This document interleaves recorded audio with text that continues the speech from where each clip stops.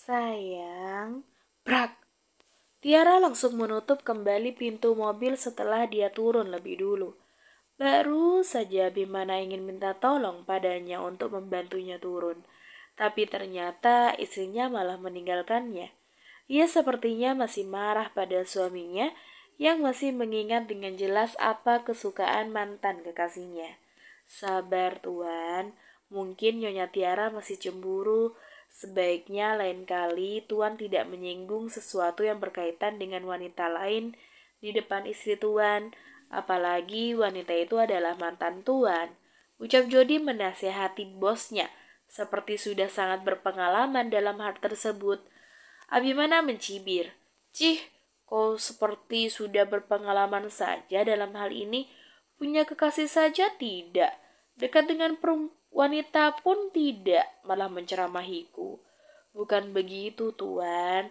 Setidaknya saya masih bisa membaca situasi dengan baik. Saya bisa menggunakan logika saya dengan baik. Beda dengan Tuan kalau sudah berhadapan dengan Nyonya. Saya tahu tadi Tuan terlalu khawatir pada Nyonya sampai tidak sadar mengungkit tentang mantan Tuan. Wanita itu memang makhluk paling sensitif, Tuan. Abimana kembali mencibir. Aku masih bisa berpikir pakai akal sehatku. Jody tersenyum. Tuannya ini masih tidak mau mengakui kalau dirinya tidak bisa berpikir dengan hati-hati kalau sudah berhadapan dengan istrinya sendiri. Buktinya tadi saat istrinya menutup pintu mobil tiba-tiba saja dia tidak marah.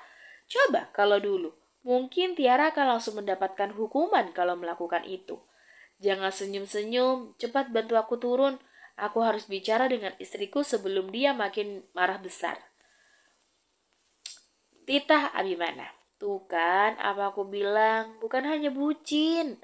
Sekarang Tuan sudah takut istrinya marah juga, umpat Jody dalam hati. Ia pun membantu Abimana turun dari mobil. Setelah sampai di dalam rumah, Abimana memintanya untuk pulang.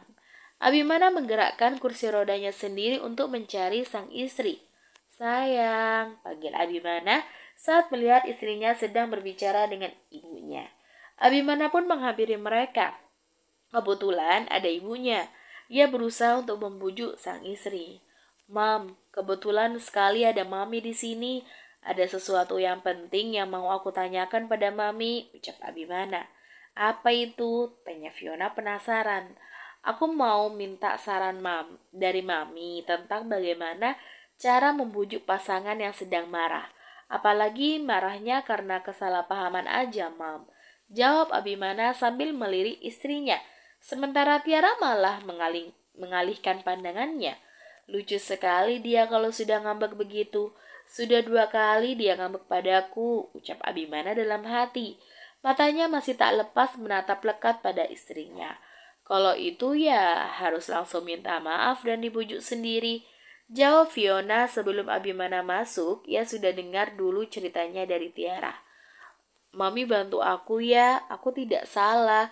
Kenapa harus mendiamkanku? Merasa tidak bersalah itu yang berbahaya. Memang harus didiamkan supaya bisa introspeksi diri. Jawab sang ibu seolah sedang mendukung apa yang menantunya lakukan. Memang Mami yang paling peka dan pengertian, ucap Tiara tiba-tiba dengan maksud menyindir suaminya. Ia pun melirik suaminya sekilas. Introspeksi diri, lanjutnya dengan penuh penekanan. Setelah mengatakan itu, dia mengajak mertuanya untuk pergi ke lantai atas meninggalkan suaminya sendirian. Sayang, tunggu. Sayang, iya, aku introspeksi diri. Yang, tunggu aku, teriak Abimana yang diabaikan oleh istri dan ibu kandungnya sendiri. Ya Tuhan, para wanita ini jangan-jangan sengaja bersengkongkol untuk mengerjaiku, umpat Abimana sambil mengejar 2 wanita kesayangannya itu. Di dalam perjalanan pulang ke apartemennya, Jody teringat kembali tentang kejadian di mall tadi. Dia pun mengambil handphonenya untuk menelpon seseorang. Halo, ini aku. Aku mau kau mengirimkan padaku rekaman CCTV dari mall besar di kota ini. Terutama di bagian pintu masuk dan di lantai 2 dekat sebuah toko kosmetik. Aku mau besok pagi rekaman itu sudah kau dapatkan, Tita Jody pada seseorang yang tak lain adalah anak buahnya. Ia ia mau memeriksa apakah Edward kebetulan ada di sana atau memang sengaja mengikuti mereka. Ia harus bergerak cepat memeriksanya lalu melaporkannya kepada Abimana nanti. Baik tuan, akan saya siapkan, saut seorang di seberang telepon. Setelah itu Jody mematikan panggilan tersebut. Dia juga menghentikan mobilnya karena lampu trafik sudah berubah menjadi warna merah. Jody menyadarkan punggungnya sambil menunggu lampu berubah warna. Tiba-tiba matanya menangkap ada seorang gadis berambut panjang yang menyeberang dengan tergesa-gesa. Kejadian ini seperti terulang kembali. Dia melihat gadis penjual roti itu menyeberang lagi tepat di depannya. Gadis itu gumam Jody. Kali ini ia tak melewatkan kesempatan. Ia membuka kaca mobil lalu menongolkan kepalanya keluar. "Ana!" teriak Jody cukup kuat. Gadis yang disebut namanya itu pun berbalik ke belakang, menoleh ke sumber suara. Matanya yang sendu mendadak berbinar saat melihat seseorang yang pernah memborong roti dagangannya beberapa hari yang lalu.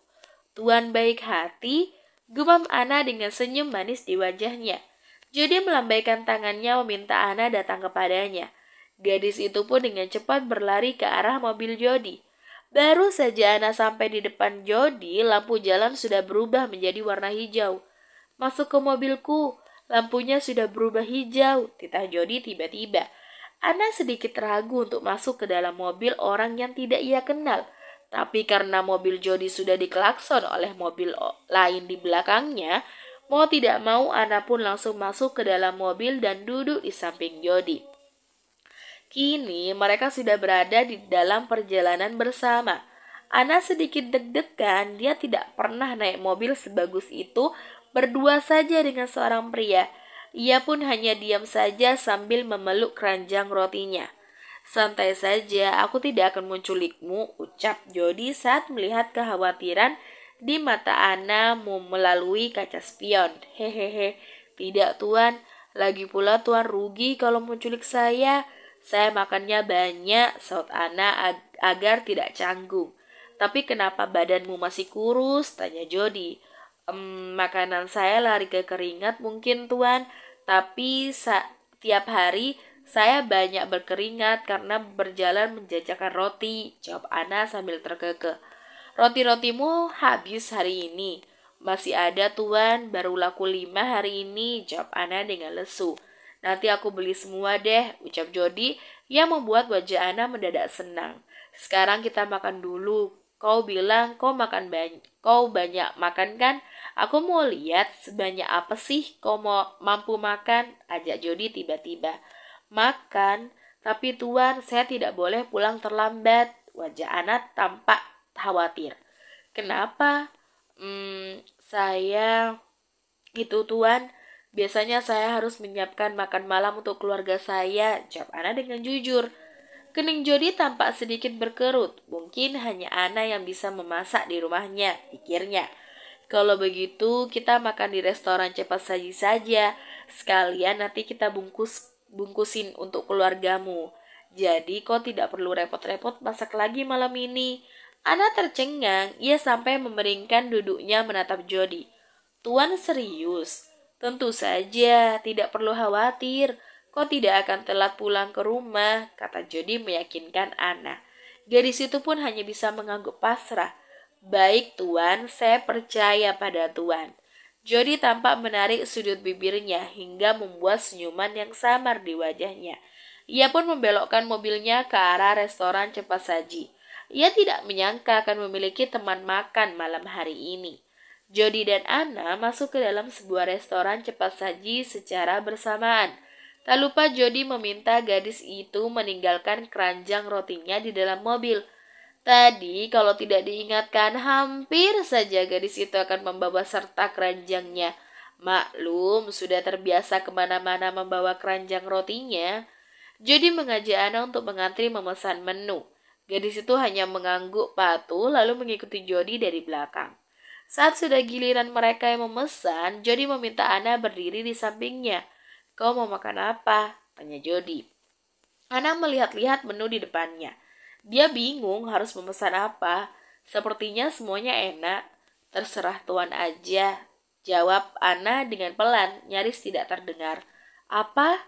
Tanya Jody sambil sedikit menunduk mendekati Ana agar bisa mendengar jelas apa yang Ana ucapkan.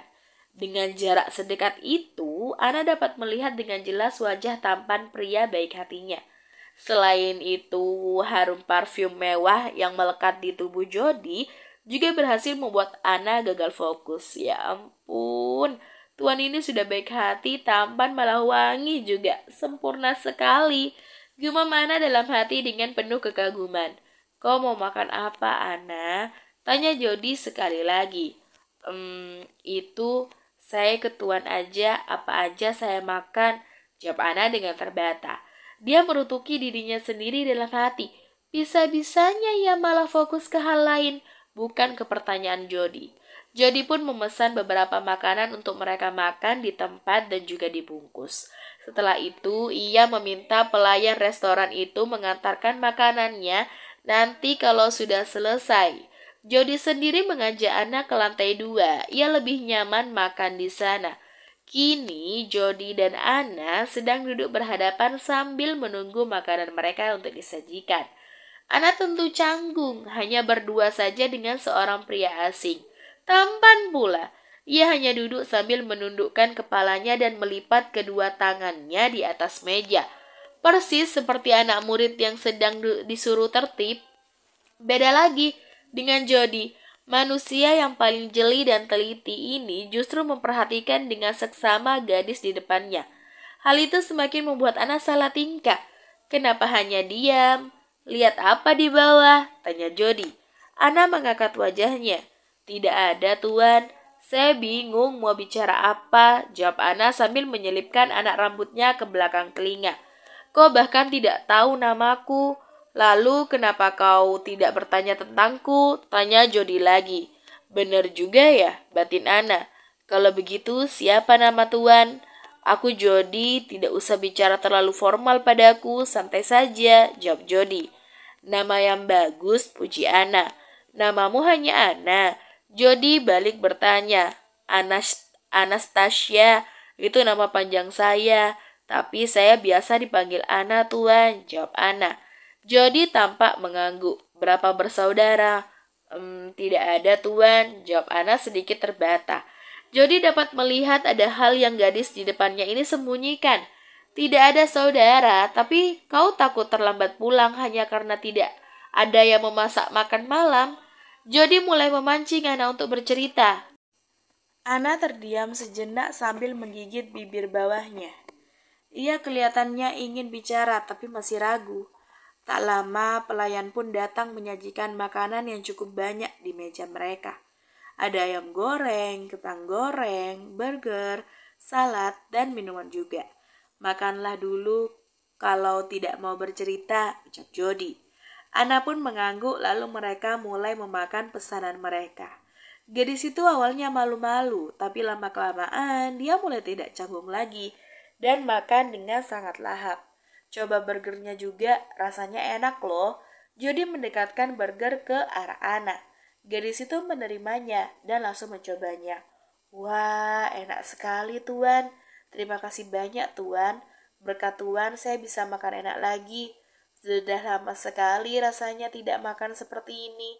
Ucap Ana dengan mulut yang penuh makanan. Jody tersenyum. Habiskan makanan di mulutmu dulu baru bicara. Iya, maaf tuan, ucap Ana merasa malu. Mereka pun kembali melanjutkan makan. Sesekali Jody akan melihat ke arah Ana sambil memikirkan ucapan gadis itu tadi. Tidak punya saudara, tapi dia harus buru-buru pulang ke rumah untuk memasak makan malam. Berarti dia anak tunggal, bukan? Rasa agak janggal, tapi dia juga bilang kalau sudah lama tidak memakan makanan enak seperti ini. Padahal makanan ini harganya tidak begitu mahal kok. Sebenarnya dengan siapa dia tinggal? Bahkan dia juga berjualan roti setiap hari. Apa kehidupan keluarganya sesulit itu? Batin Jody. Jody pun melanjutkan makannya lagi. Dia tidak mengajak Ana berbicara karena ingin membiarkan gadis itu fokus pada makanannya. Setelah selesai makan, Jody mengantarkan Ana untuk pulang ke rumahnya. Saat itu, hari sudah cukup gelap. Tuan, nanti tolong turunkan saya di depan gang itu aja ya, pinta Ana sambil menunjuk gang di depannya. Jody pun mengikuti permintaan gadis itu. Dia berhenti tepat di depan gang yang arah tunjuk tadi. Sebelum turun, Jody memborong semua roti jualan Ana sampai habis. Ia juga memberikan uang lebih dari harga roti untuk gadis itu. Awalnya Ana menolak karena sungkan. Jody sudah mentraktir makan bahkan membungkus lagi untuk keluarganya. Sekali lagi terima kasih banyak Tuan. Tuan sudah sangat baik pada saya. Ucap Ana sambil menatap sekilas pada Jody lalu menunduk lagi. Kok tidak terlambat kan pulang jam segini? Jody melihat arloji yang melingkar di tangannya. Belum jam 7. Iya tuan, kan sudah ada ini. Ana menunjuk bungkus berisi makanan yang Jody belikan untuknya. Jadi saya tidak repot memasak lagi. Keluarga saya juga bisa segera makan, jawabnya. Apa keluargamu banyak? Segitu cukup, tanya Jody lagi. Dia penasaran, tapi tidak mau bertanya langsung. Takut dianggap tidak sopan. Cukup tuan, terima kasih, jawab Ana. Kalau begitu saya turun dulu tuan, sekali lagi terima kasih sudah baik pada saya. Kau tidak mau aku antar sampai depan rumah, biar cepat sampai, tawar Jody. Ana menggeleng dengan cepat. Jangan tuan, tidak perlu, di sini aja udah cukup. Lagi-lagi gadis itu tampak menyembunyikan sesuatu. Baiklah, kalau begitu kau boleh turun. Terima kasih tuan, hati-hati di jalan ya. Setelah mengucapkan itu, Ana pun turun dari mobil. Ia menunggu sampai mobil Jody pergi, baru ia berjalan ke gang rumah menuju ke rumahnya. Tapi Jody tentu tidak benar-benar pergi. Setelah melihat Ana berbelok, dia menghentikan mobilnya, lalu mobil itu ia mundurkan secara perlahan ke belakang. Ia berhenti dan turun dari mobil. Tanpa Ana ketahui, Jody mengikuti gadis itu dari belakang. Pria yang memiliki rasa penasaran yang tinggi itu terus mengendap-endap sampai melihat Ana berbelok lagi ke gang lain. Jarak beberapa rumah dari gang itu, Ana pun terlihat masuk ke salah satu gerbang rumah. Jody memperhatikan terus sampai gadis itu masuk ke dalam rumah. Rumah yang dimasuki Ana memiliki 2 lantai. Terlihat cukup besar dan tak terlihat kalau yang menempatinya adalah orang miskin. Lalu, kenapa Ana malah berjualan roti dan jarang makan enak? Banyak pertanyaan dalam benaknya. Mungkin suatu saat ia akan mencari tahu nanti. Setelah tahu di mana Ana tinggal, ia pun kembali ke mobilnya dan melanjutkan perjalanan pulang ke apartemennya. Dalam perjalanan, dia menertawai dirinya sendiri. Kenapa dia malah kepo dengan urusan orang lain? Apalagi orang itu baru ia temui 3 kali. Entahlah, ia hanya mengangkat bahunya sekilas. Mungkin ia hanya simpati saja pada gadis itu, pikirnya. Bersambung.